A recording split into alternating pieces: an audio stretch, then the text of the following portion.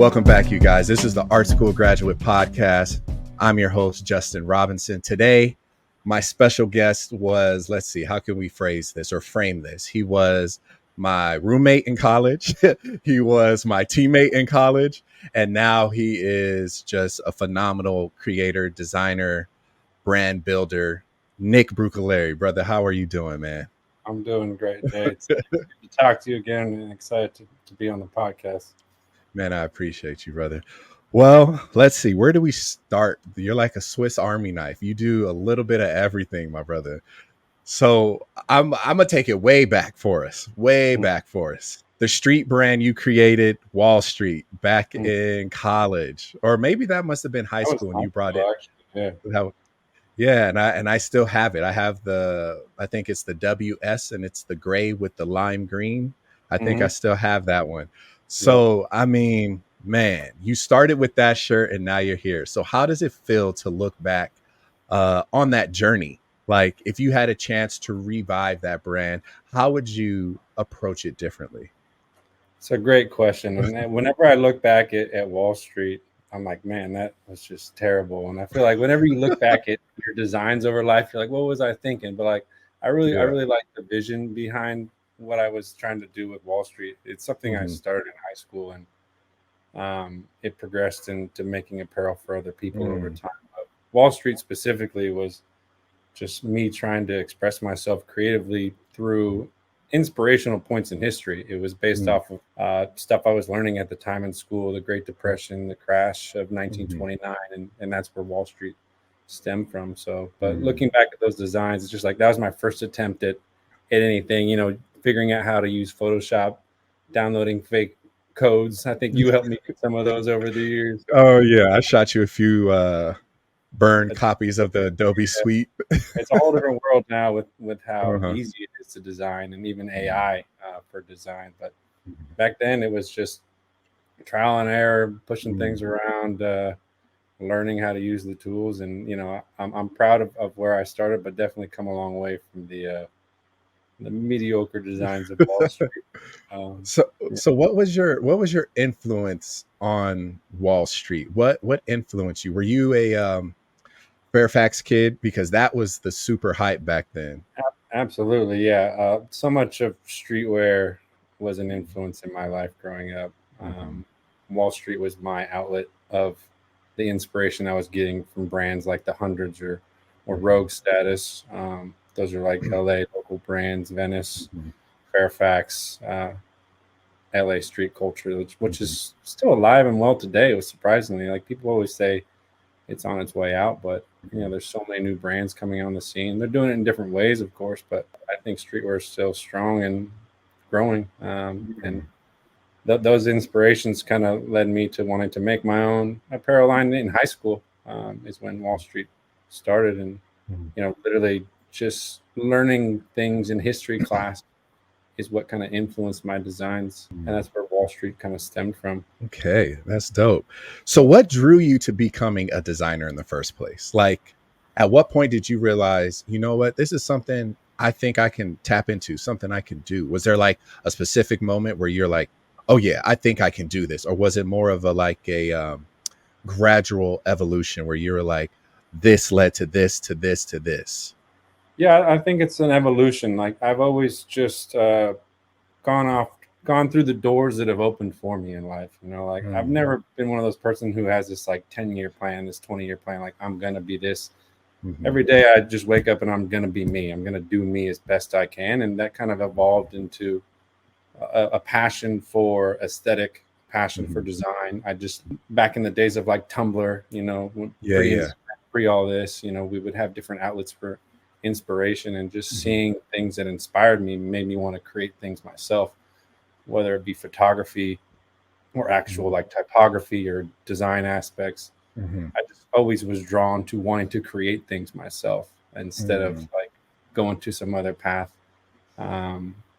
which I don't know what that would even been. Like, I've been doing this since high school. Literally, I've never had a different career. Design, creation, creative direction, branding has been my whole life. So I've just gone with that progression, and opportunities have continued to open up, so that I still to this day I've never been employed by anybody else. I've created all my own work, with obviously with support of many great people along the way.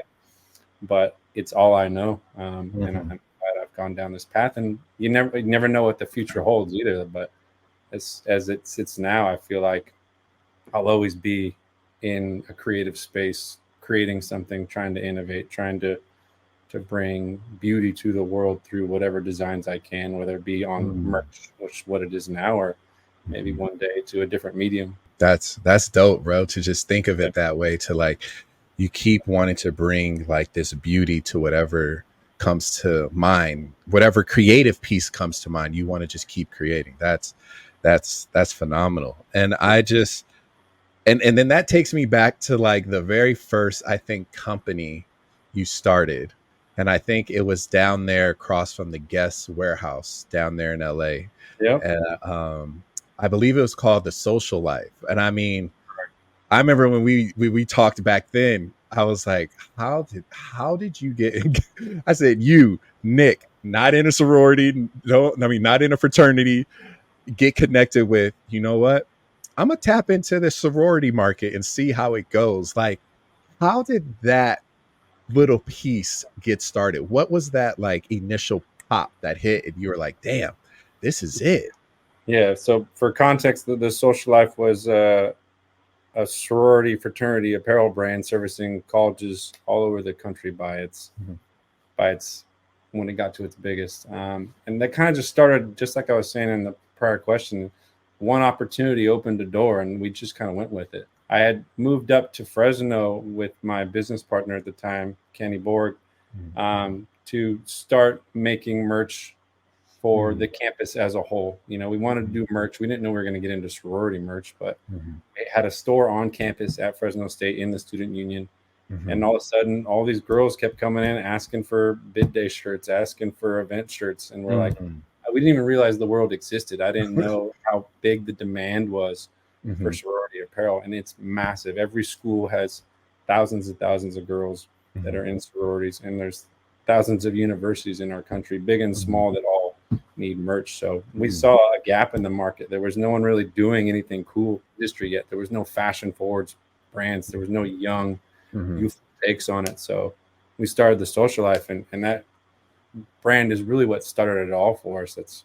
We grew to a multi-million-dollar business within a few years, and had campus reps at over 300 universities. We grew like 30 employees at the height of our run when we had our headquarters in downtown LA. It was a really, really fun experience, and it's kind of led me down the path that I started on today. No longer doing the Social Life. We sold that company off last year because I've kind of aged out of college parties.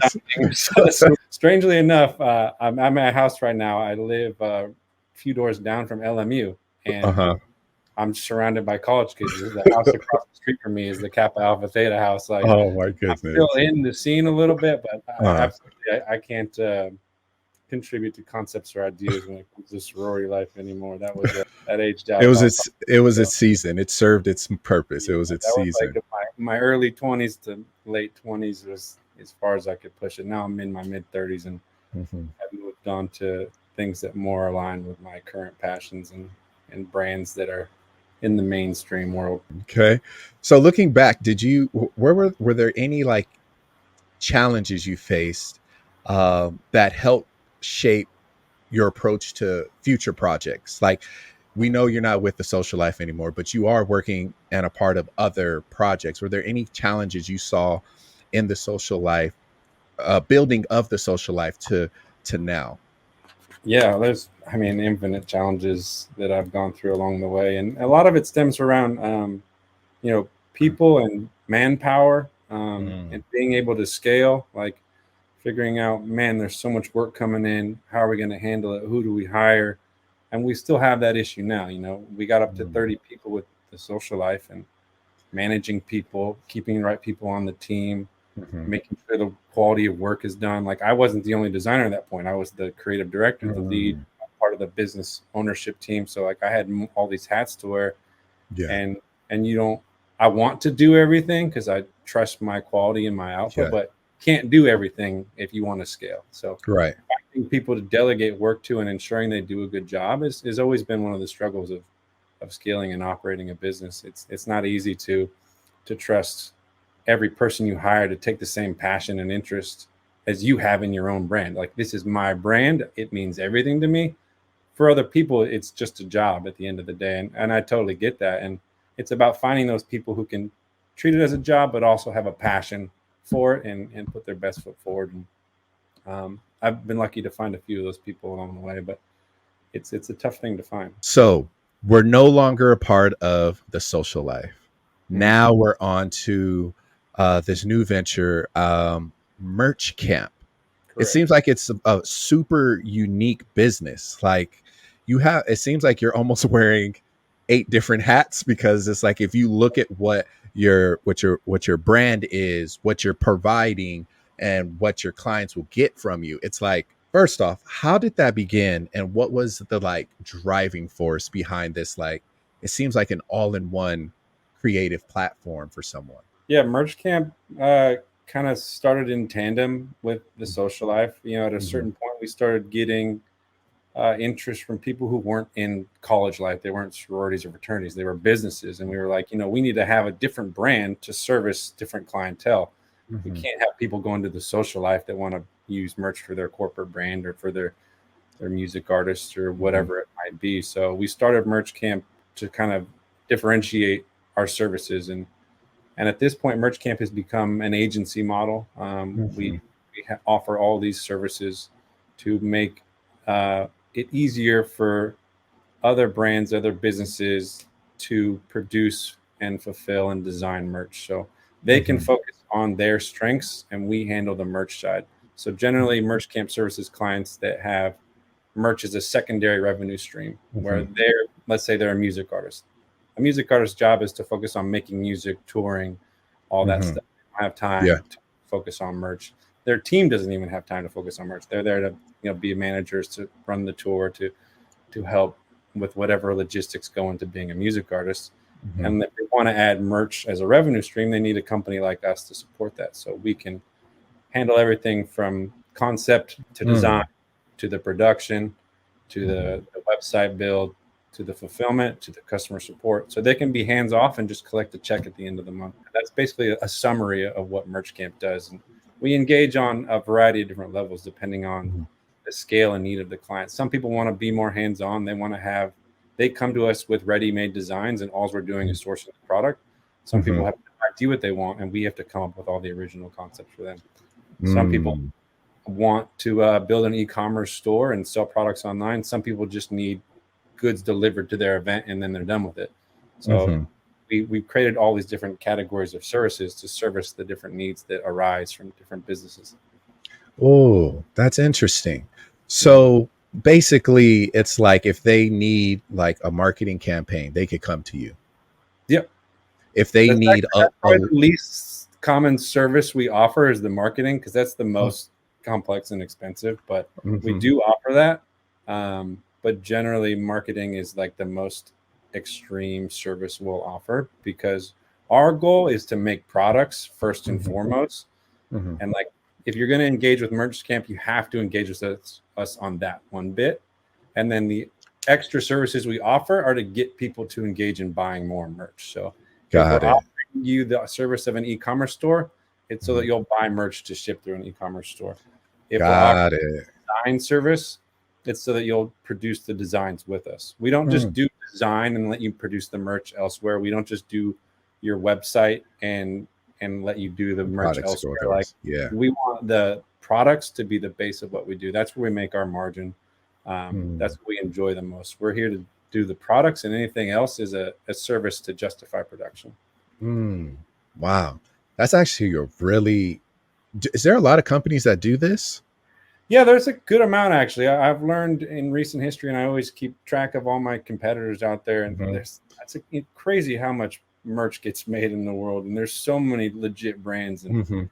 we've been doing this for a long time, and I feel like we have some amazing clients. But Mhm. we've barely scratched the surface compared to some of the really big brands out there that do similar things to us. We do a little bit more than some agencies, and Yeah. some of them aren't agencies. Some of them are fully vertically integrated. They have their own factories, overseas and domestic. We used to have our own production facility, which we kind of phased out of just for cost and efficiency reasons. But we've been lucky enough to stay in business and maintain a good clientele for going on a decade now. Basically, it's been running for my whole adult life. So what do you love most about like working on this side of the industry now? Now you've gone, I don't want to say hands off, but you're more of um facilitator.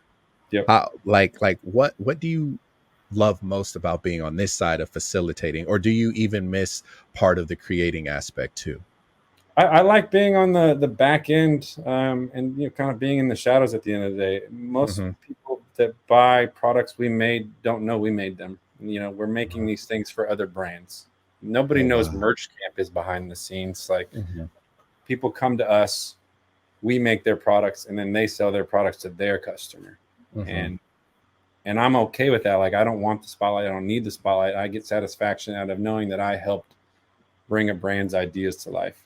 And whether that be as simple as, helping them choose the right garments or figure out the right production methods, whether it be screen printing or embroidery or something more premium that is custom cut and sewn, or a different style method of printing, or little touches that make their brand better. And then when I see their brand be successful, it gives me that satisfaction because I know I was a part of creating that success. Yeah. Obviously, it requires them to engage their audience and have an audience for the product to be successful. But when I see people raving about something that we designed, it's really exciting to see. And, that's always been rewarding. So it's not about being on the front lines, of people knowing we're behind something. It just matters to us that we get to support. That's dope.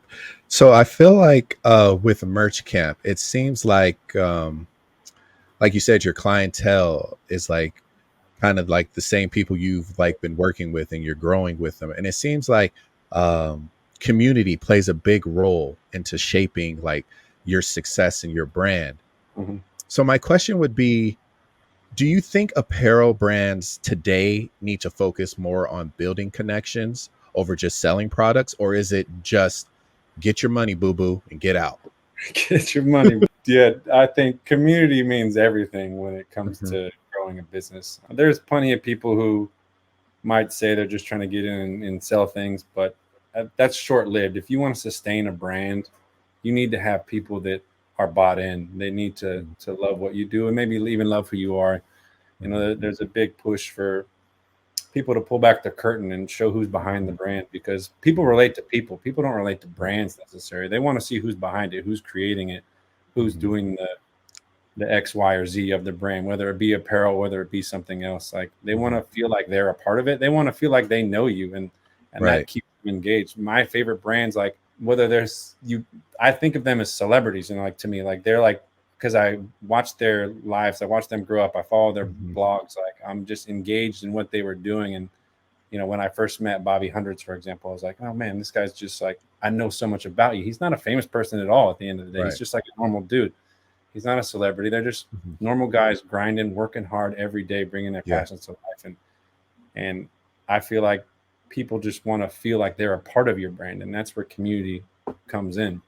And people who just want to make a product to make money, there's no motivation in that for scaling or getting someone to be engaged. I'm sure you could probably make a lot of money doing that just by using like ads and stuff, just the cheap, like the Sheen models, where you just make cheap stuff, you push a lot of ads, and people go buy it one off, but they're not buying because they love your brand. They're buying because it's cheap and they want it quick. It's $3. That one's not even part of the conversation. There's like a real brand, but yeah, if you have a real brand, community is everything.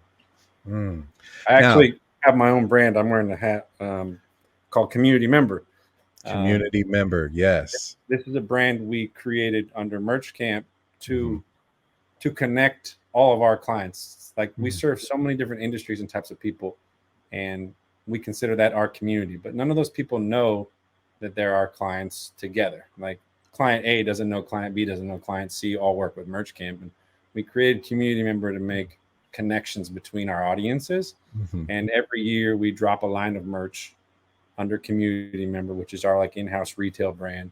And we gift it to all of our clients. It's kind of like a thank you for the business they've sent us and to showcase our capabilities and products we can make. So Community Member exists to gift our community with things that we think they'll like and might inspire them to make products, inspire them from other brands that we've worked with. If they see that we made a cool tote bag for XYZ company, maybe they'll want to do it for their company.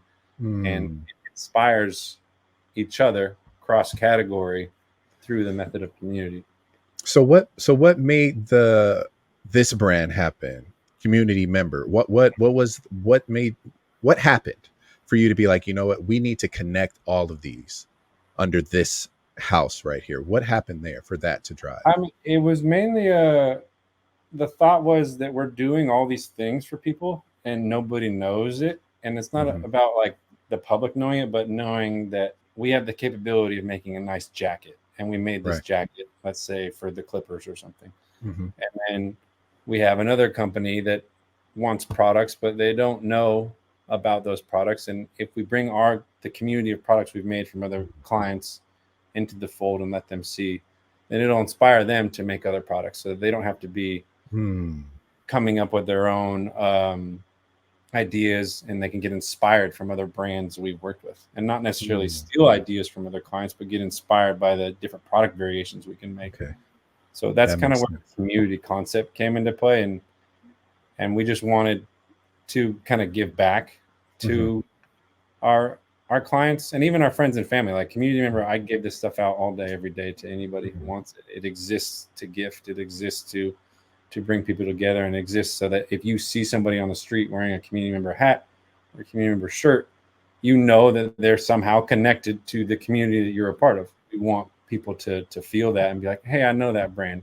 I know what's behind that. And I know that, you know, they're doing cool things to bring people together. Man, that's dope. That's super powerful to have something like that, where it was like, we need to let people know we really care about them. So we're going to show everybody what we're doing. It's like you said, being transparent earlier. You're like, let them see what you're doing. Let them know what you're doing.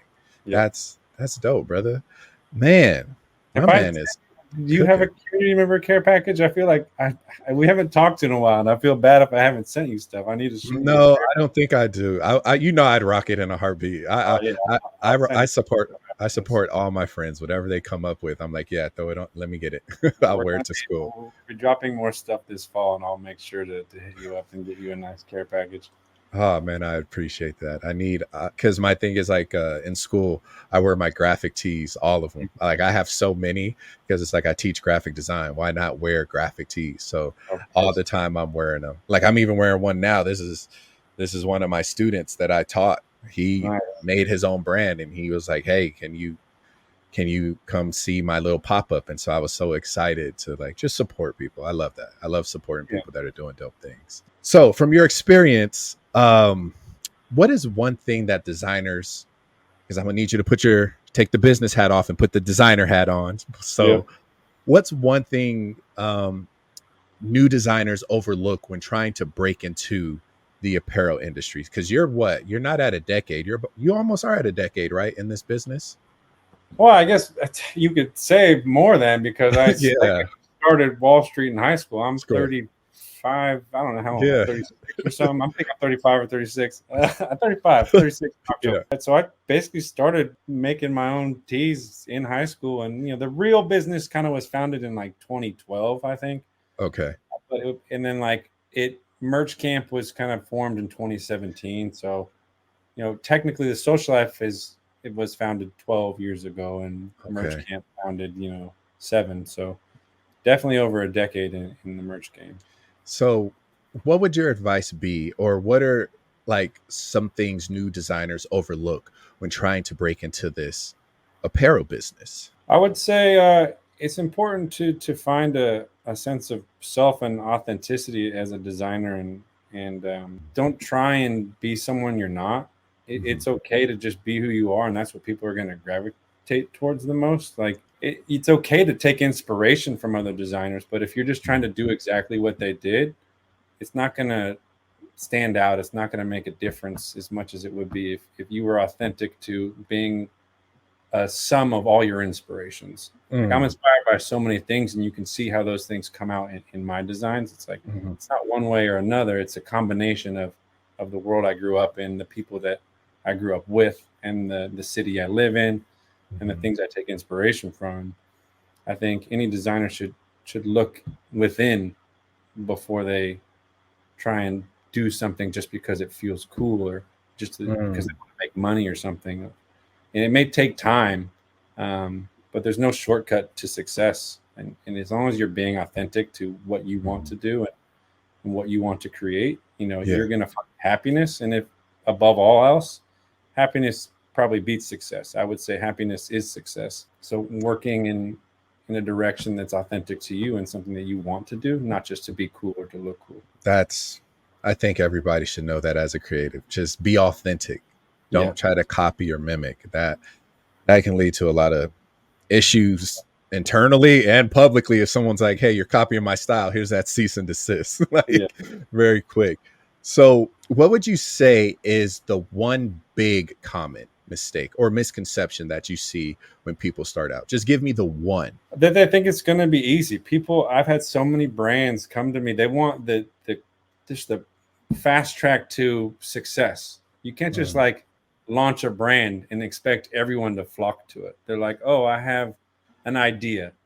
Okay, everyone has an idea. You got to work at that idea. It takes years, maybe decades for your idea to come to life. Like you got to keep grinding, and success doesn't happen overnight unless you get lucky. Like it does happen overnight for sure. Especially in the world of social media, you can accelerate the process, but to gain an audience, to gain interest, you got to just keep at it and not like culture has become lazy to an extent. People are thinking like, oh, you see this person doing it and this person doing it, and oh, they're super successful, they're super rich, they're super famous, and you just think you can do that overnight. There's hard work that goes into that. There's some luck for some of those people, but behind the scenes, people who are doing big things worked hard to get there, and they didn't stop, and they're still going. So just don't expect there's a fast track to success. Put in the work, and you'll be rewarded. Wow. So has there ever been a moment during this whole process of these different businesses you're growing and creating, has there ever been a moment where you had to stop and think like, oh my God, I never saw that coming? Has that ever happened to you? Oh, so many times. I would say there's this thing in science called Murphy's Law, which means anything that can happen will happen. Anything that can go wrong will go wrong. It's half of my week still to this day. Every week is putting out fires I wasn't expecting to happen. So there's so many details in operating a business, and from the business side down to the design side, there's so many things that can go wrong in making a product. There's so many little details that have to be done right. There's so many things you might not expect to go wrong, from quality control to fabrics changing color to inks not mixing the way you expect, or miscommunications on color matching, or a long variety of things. But the biggest thing is understanding that things are gonna go wrong. It's about how you react to things going wrong, and trying to keep a level head. And I've just gotten used to trying to not let it stress me out, because things are gonna go wrong. You just got to take it in stride and just be like, this is part of the process, and make corrections and keep moving. Dang. I wish Murphy's Law didn't exist. I wish Murphy should have been asleep during this time. He shouldn't have made that law. I mean, that Murphy's Law can be seen in a good way too, though. Anything that can go right will go right, technically. So anything that can happen will happen. All possibilities are possible. So this is interesting to me, because I've kind of seen, being a professor and being a high school teacher, I've seen trends come back from when we were in school and stuff we used to do. So with the apparel industry like constantly evolving, and consumer behaviors are starting to like tweak back to when we were in school, how do you see the future of apparel design and brand marketing shifting in like the next 5 to 10 years? How do you see those two things happening? Great question. I would say it's getting a little easier. The barriers to entry are less than what they once were. Fashion is at everyone's fingertips now. There's Mhm. so much content for inspiration. There's so many resources to design things. There's so many resources to make products. So I think more people are getting into it. Mm. Back when I started my brand, it's not everyone and their mom wasn't starting a brand. Everyone and their mom Right. couldn't make t-shirts. Everyone and their mom couldn't launch a store. Like there's Mhm. so many tools now to help you build websites more easily, to help you design products more easily. And I think what it's going to do is increase the amount of people participating in the Mhm. market and narrow and make people stand out that are really doing something special. Because so many people are going to do it. Everyone wants to have their own brand. It's like a fun thing to do. It's Mhm. the people who are going to stick with it or have a community around it that are Mhm. going to find success, and be able to prey Mhm. on the trends or create the trends. Um, Mhm. and I know you were talking about like the recycling of trends and seeing things come back from when we were Mhm. in high school or even younger. Mhm. It's one of those things that I think every generation starts to see 2 decades ago's styles come back into play. Like when we Mhm. were in high school, people were kind of dressing like they were from the 60s. And now that we're, in the 2020s, people are dressing like they're from the 90s. And it's Yeah. one of those things that fashion is cyclical, but it's Mhm. also cyclical with an added flair of the new generation, what the youth Mhm. are doing. And I love Mhm. kind of trying to do my best to stay up to date on what the youth is doing and trying not to Mhm. become aged out. Yeah. Aging is a weird thing. Is like I still feel young, I still think young, but like we're we're old. Mhm. We're not old, but like we're in our mid 30s and We're trying the to act uncles at the like party. 20-year-old thinks is cool. And do I know what's cool? I probably don't. Like, what are the words? What are Mhm. the things? What do people do at parties? What do people like in design? Mm. Like seeing certain fashion things and being like, man, that looks ugly, but everyone in that generation loves Is it. wearing it. Yeah. Exactly. So, trying to keep your tastes up to date with the previous generations Mhm. is something you just got to stay in touch with. I guess social media and trends. So for you to do that, knowing that you create, you do cut and sew, you do prints, you do everything.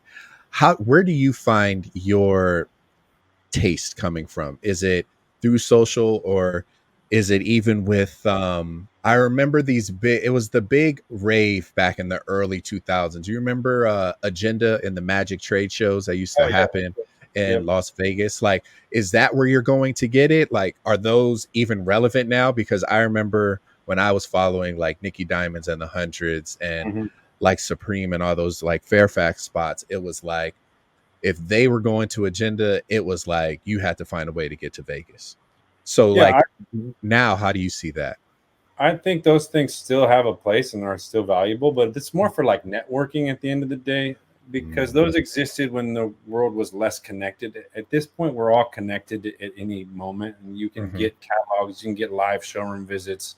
Like it's so digital the way you can communicate. It definitely helps going to those shows. And every time I go to one of those trade shows, I get inspired by all the things that people are doing. mhm, But I definitely don't think they're going because there's so much access to that information in the digital world, mm, access to catalogs, access to what resources you could find at the Magic Trade Show, which is like a place mhm, to find factories and textiles and stuff. Obviously, seeing things in person and meeting with people is going to be your biggest success. mhm, Most people in this industry are going to work with people that are their friends or that mhm, communicate with them, not people just trying to use them over the phone. Like taking them out to lunch, hanging out, like spending mhm, time, quality time with any of your vendors is going to mhm, increase their output and their willingness to do things for you. mhm, So I still think it's important to have those in-person events. mm, But I think in the streetwear side of things, it's probably slipped a little bit loop on it. I haven't mm, been to Agenda in a few years. I go to the industry trade shows like mm, ISS, where you learn about new print technologies or new mhm, blanks because those apply more to me. Like I'm sourcing on the back end stuff, whereas mhm. Agenda is more on the retail side where people are sourcing products for their retail stores. And that's not Got it. necessarily what I do. So do you think this will still matter in the future? Like, what do you think will matter more in the future, or are they both kind of on the same even playing field? Creativity or business? Which one do you think will matter more in the future? I think the future's moving more toward creativity. The people who are more to innovate in business, the creativity will lead the business decisions versus around. So for you, when you're, let's say, hiring someone or looking for a new person to come work with you, what is it that you look for? Is it you look for their business mind, or do you specifically think like, well, I got the business mind, I need to hire somebody specifically for this? Yeah, I look at work ethic. At the end of the day, that's probably the biggest thing. You can be creative or you can have a good head for business, but if you're not a hard worker, that means a lot. Depending on what you're hiring for, obviously being as creative is important if you're being hired for a creative role, but you want to find people that are grinders, that aren't afraid to put in the extra work to get the job done, and that love to hustle, and they don't take shortcuts. They have good attention to detail. Like, attention to detail is a huge thing, especially in our industry. Like, you need to pay attention to all the little details, dotting your I's and crossing your T's, so that you can ensure a product gets made correctly or a design gets done to the expectations of the customer. So work ethic is the main thing I look at overall. So your work ethic. So now you have all these pieces lined up. You have all these pieces put together. How do you work on like sustainability with a brand? Like how do you work on something like that? Because it's like we all understand like they're pushing for a lot of these brands to be more responsible about like less waste and your footprint and all that. So like how do you work on, I guess, in this fast fashion, how do you work on being more sustainable? It's a good question, and that often comes down to the demands of our clients. At the end of the day, we're here to service the vision our clients want for a product, and if they're seeking sustainability, we'll find sustainable options. But a lot of time, the issue with sustainability is simply cost for certain people. Brands aren't willing to pay for it. We would love to do it, and we always suggest it. But let's say a recycled organic cotton sweatshirt is more than double the price of a normal, not recycled cotton sweatshirt. And Right.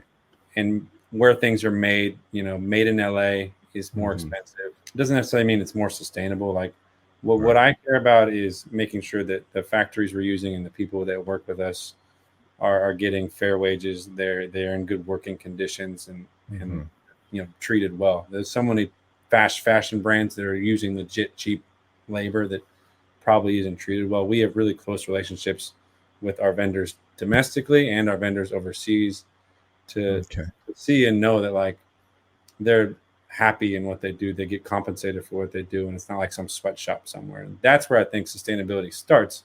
That's not necessarily like eco sustainability, but it's the sustainability of humans. And that's something we can control, that everyone can control, is just making sure you're sourcing things from ethical places. When it comes down to the actual materials, the natural byproduct, unfortunately, of apparel production is there's a good amount of waste. But it's about mitigating that waste. But that comes down to the true manufacturers. We're just the agency. We're sourcing from people, and we try and source from people that recycle their cut garments and they turn them into other garments, or they use less plastic. But at the end of the day, like most shirts need to come in a poly bag, which is plastic, to stay clean. When you're shipping things across the country, across the sea, sitting in a warehouse, like if you don't use protection around your products gets dirty. Spoil. So it's one of those things. It's like a double-edged sword. There's a lot to hopefully improve upon, and there's a lot of people doing new things in the space. It's just a little too expensive currently for the market. If you have to double the cost of your shirts, are people going to buy them, or do they want to? You have to get the consumer to care more about sustainability to get the products to be more sustainable. And certain consumers care about it, but most people aren't willing to pay for the quality, the upsell of it. Yeah. Yes. Oh, wow. Their cheap stuff. People still want Zara. They still want H&M. They still want Forever 21. Like, it's fast fashion. It's easy. Most people don't have a lot of money at the end of the day, or they haven't been educated on sustainability to the point where they think it's a true threat. So we basically just have to serve the market because we're not on the customer facing side. We're serving our businesses, and what they Got do you. with their customers is kind of up to them. Okay. Wow. Yeah, because it's you hear a lot about it, and then it's just like there's good and bad on both sides. But it's Mhm. just like I think what you said is providing that service to your customer to make them happy is Mhm. kind of like the biggest thing because you've built this community. So in a community, when everybody's happy, you have a good functioning community. But if you Exactly. have one person bad and that person that's unhappy or bad goes to the neighbor and tells them, then you start spreading, and it's horrible, man. Yeah. It's not a good look. Yep. So I'm just curious, what are some of your, I would say, influences in when it comes to the actual creativeness of it? That's a great question. It's been a while since I've like targeted one individual or Hmm. person, and I used to resonate strongly with Kanye, as many of us did, but he's kind of flown off the bus a little bit. But what I do respect about him is he's just truly creative. He's ignorant, and Hmm. ignorance is creativity. At the end of the day, you're just like Hmm. you're doing whatever your brain comes up with and just throwing it at the wall and seeing what sticks. And like Hmm. I still love that about him. He does a little some stupid things, says some wrong things, and it's not necessarily the best person to influence people anymore. But I respect ignorant creativity, people who are blindly creating and not letting the world tell them you have to be this way, you have to do Hmm. this. Like don't pigeonhole me into a way of living. Don't tell me there's one way to design. Hmm. Um, so I try and be my own rebel, and I just like try and do what I want to do. While I am influenced by like content as a whole, I don't Hmm. think there's any one individual person that I'm looking at for creative influence. There's just a lot on social media that inspires me, and it's usually just random content here and there, and Okay. a lot of just inspiration from the world I live in. Like I get inspired by like being outdoors sometimes. Like sometimes I'll Hmm. go for a walk in the morning and like I'll look up at the world, literally just look up at the world, and that shit inspires me. It's like, dang, when you think about Earth and everything, this is kind of Right. crazy. You're just like, I'm inspired just by life. How beautiful is the sunset? How beautiful is the sunrise? Like, I'm inspired by the world I live in, the city I live in, the things I see around me. I'm inspired by my environment. I'm inspired by my community, Hmm. and inspired by individual people around me. Like you actually played a good influence in my life in college. You were doing things differently. You helped me, learn new things in design, and we became good friends through that love Hmm. for design and sport, Yeah. and just like being inspired by your peers. And I don't need to Hmm. look to some famous person to inspire me like Kanye West. I need to look to the people around me and surround Hmm. myself with people that are an inspiration. Um, Mm. and that necessarily doesn't always feed design aesthetic, but it feeds Hmm. the recharging of my creativity. Yeah. They might not have anything to do with design, but they're still inspiring me, and that helps me Hmm. with my ability to create. Yeah, man. That man, it was fun. In college, working with you was fun because it was always like, yo, Jay, how do you do this? And I was like, oh, this is it. Show this shortcut. And you was like, sheesh, I'm about to start making stuff. No, I remember that, man. But no, those are I agree with you on that creative front because I'm the same way. Being a graphic designer, being a professor, being an artist, I find myself I have to disconnect sometimes because it's like you can get a lot from technology, but a lot of times, like even in travel, when me and my wife go out, I go to like art galleries, I go to bookstores because I just want to see Hmm. what's like they always said, you want to hide good information, put it in a book. Like I go see what's in these books that are coming out, what this person is saying about typography, what is this one saying about the latest things in tech Hmm. and design. And so I'm with that. And I love walks. I love to go people watching because sometimes I'm like, that is interesting. That Yep. is, but it's that disconnect that I thoroughly enjoy. So let me ask you this: with everything going the technology based, how do you feel about AI stepping into this realm of marketing, design, creating? Like, how do you feel about it? So it's mind blowing stuff, Jay. I've engaged with AI in the recent year where like I've tried to use the Adobe Firefly, which is their AI design tool. You type in something and like Yeah. it brings it to life, and it's insane. And you can Yeah. filter it to be a million different styles of design, and Yeah. like once you learn how to use the tool, the things it can output, it's mind-boggling. You could type in, think of anything you want. You want like, I want a cow riding a surfboard in the middle of the Pacific Ocean, eating a pizza. 8 Not that different you options. can find that by any means. It would spit out that exact image as your brain visualizes it, and that's how AI is. Like you can think of what I just spoke out: a cow riding a surfboard in a wave eating a pizza. You can picture that in your head, right? Yeah. AI can bring it to life. Like think about how much work. If I asked you to design that back in the day pre-AI, it would take so much more work. AI can just spit it out, and obviously there's limitations to what it can do now, and that's just on the design side. But like the actual intelligence and information side of AI, ChatGPT, the things that system does, it's like a real human. Like my girlfriend has conversations with it all the time. She like references so much, learns so much. Like it's actually like really good. It's like it's super intelligent. It doesn't feel like fake. It's not giving wrong answers. It has a personality. It has a tone. Right. And it's like cool and scary. It's like this is just the tip. What's this gonna become? I mean, I'm excited for it. It's the new Siri. Yeah, it's the new Siri. Like Siri I feel like when Siri, nothing compared to it. Siri's like she's got no competition with ChatGPT. Like ChatGPT is like a legit brain that's pulling from every resource that ever existed somehow. And I'm impressed by whoever built it, or how much people are behind it, or if it has a mind of its own at this point. Like how is it going to scale just because it's been programmed to be a certain way and it's programmed to infinitely learn on its own? Yep.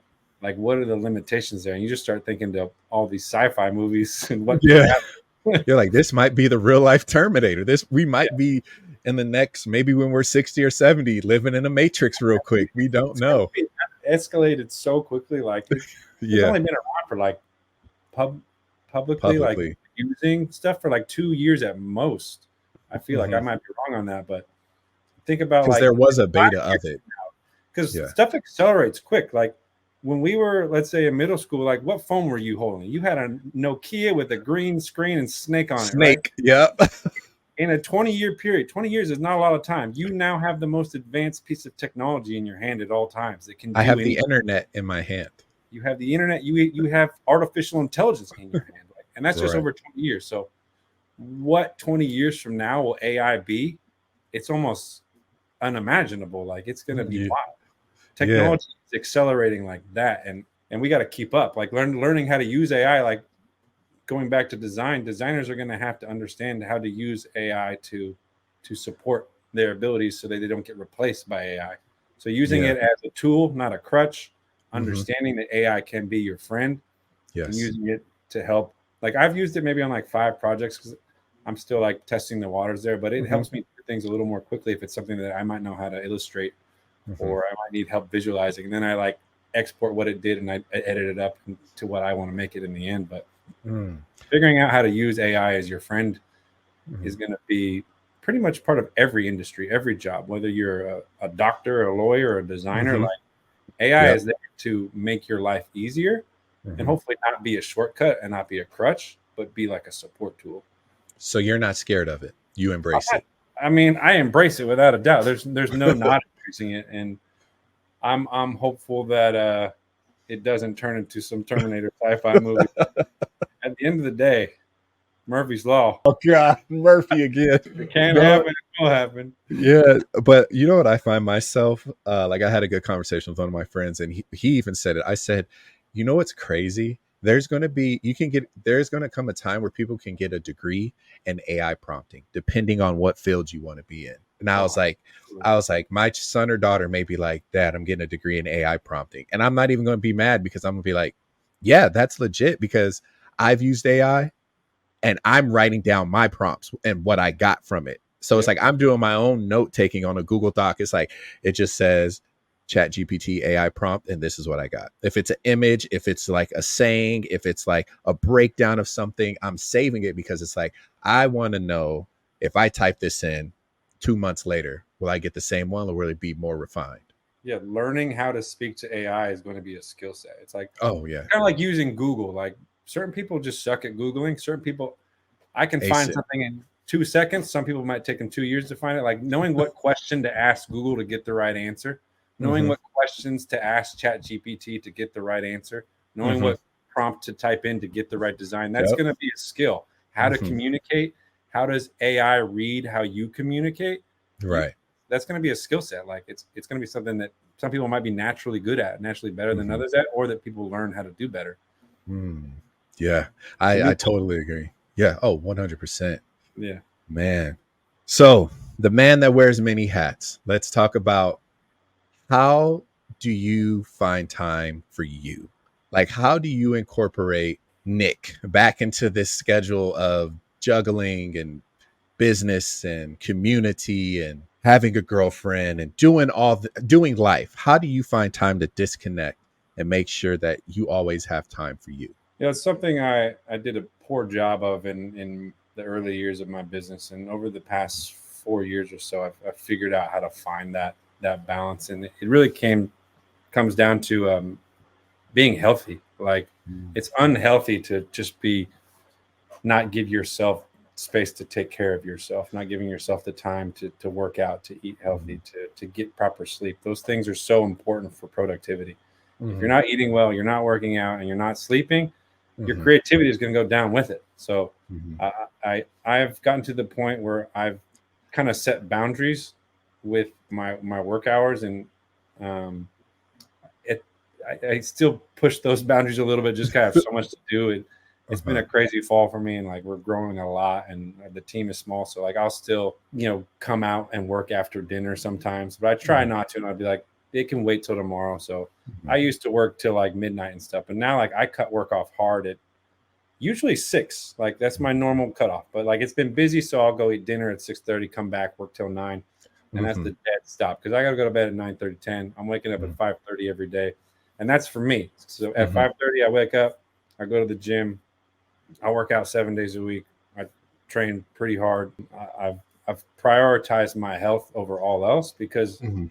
my health is You important to only my get one. longevity. Yeah, you only get one life, and I got overweight at a certain point after college because I was just married to work, and that was all I was Mhm. doing. I stopped working out altogether. Like I went from being a college football player to a businessman, and then just operating and trying to grow a business, and just went from all Mhm. this balance and training to I'm just at a desk all day, every day, Mhm. eating fast food and all this, and that just had to stop. And you know, I still have conflicts between where my work life ends and where my Mhm. personal life begins because it is my business at the end of the day. So Mhm. I'm still I'm always available at the end of the day Mhm. for my team, for my production facilities. Like I'm getting like it's 7 o'clock right now. It's 10 a.m. in China, and my Chinese people are going to be messaging me right now. So like I have to be on the hook just to see progress sometimes, but there I know when to cut it off at this point, and I Mhm. go in and enjoy dinner. I enjoy a TV show with my girl, and we do that every night. And we got 2 dogs that keep me happy, and having puppies in my life is a big comfort. Uh, Yeah. and How's you have denim? He's good. We got him a little brother. Surprisingly, coincidentally, tomorrow morning we're taking his little brother Buck to get neutered. Poor guy. It's probably going to give denim a break. Yeah, yeah. Puppies are so wild. This Buck, the dog's name is Buck, and he goes Buck wild all the time. Yeah, He's I remember when you got denim and I brought my little dog over and denim was a puppy and my girl was just sitting up on the couch looking at him like, what is wrong with you? away But from I me. bet you yeah. So I know you mentioned like you're physically getting back into it. So like you said, you went from a football player, and I notice now you're heavy. Well, yeah, you're heavy into boxing. So Mhm. how do these like physical and mental challenges influence your approach to life? Because it's like boxing is very mental, where you have to think, or else you're going to get hit. Yep. So it's like, and football was the same way. You have to think, or you're going to get hit. So Yep. it's like, how do you manage that? How was the transition for football to boxing for you? Yeah, I've always loved a sport that keeps my mind occupied. If you're gonna do fitness, it's like it's much funner than going for a run to me. Like I Mhm. don't want to sit there with my thoughts just running or doing whatever you might do at the gym, which I still go to the gym, but like boxing has been so engaging for me because I feel like I'm constantly learning. You're constantly reacting. You're constantly learning new things. There's so many ways to get punched or to throw a punch. I train boxing 3 days a week with a great group here and a great trainer in LA. And it's really like my meditation in the morning. It's like I wake up and go to that, and it's my way to like refresh my brain, like because it keeps you engaged and it goes by quick, and it's a great workout.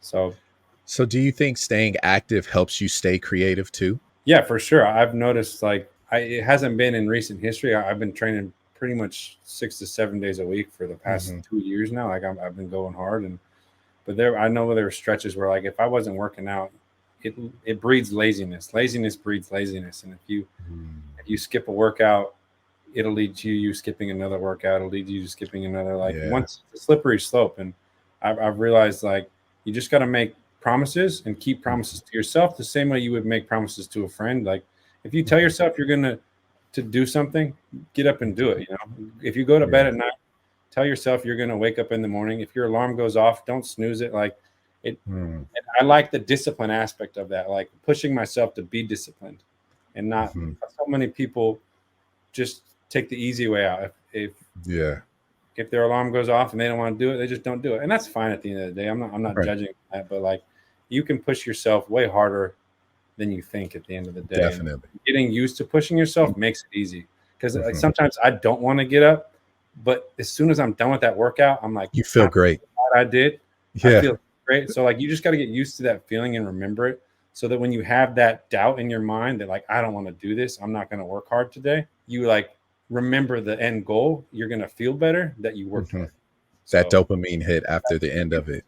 Get used to that. Create habits, whether it be fitness or eating, like creating habits that keep you accountable to yourself is what I've learned to do. And it's been a journey to get to where I am for my balancing of health and fitness and eating right. That's good. But I'm loving life right now. It's really good.